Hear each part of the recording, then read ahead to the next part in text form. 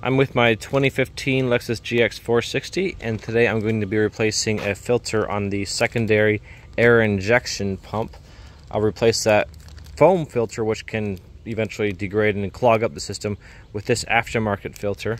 It's going to work much better, and it's rather common now to do this simple modification.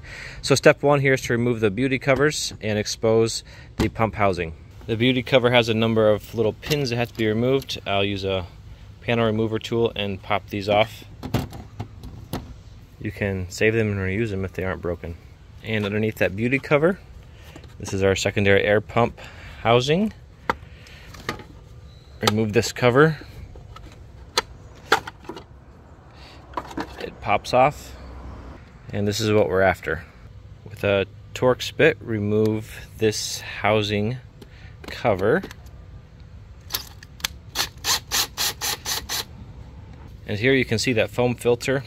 This foam eventually degrades inevitably in any LEXUS vehicle, and all this foam gets sucked into this pump, clogging everything up and causing a very expensive repair. So instead of replacing this foam filter, which you could do, I'm going to throw it away, and we're going to replace it with this, which will not degrade. From here, we're going to pry off this piece from the housing cover. With that piece removed, we'll install our new filter to this inlet here. We've tightened this screw, securing the filter to the original housing, and now we can reassemble. We're going to reassemble without that original foam, so there will be nothing to degrade as this ages even further. And this job is complete. You can see that there's plenty of clearance for our new air filter. There's nothing to degrade and clog up our air pump system. This original part, it fit right here. We're gonna throw that away. This air filter, you can purchase this from Amazon, link below, for around $20.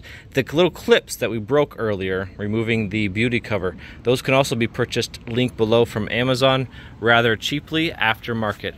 I hope this helps you with your project. I did forget to show reattachment of this filter cover. I'll demonstrate that now.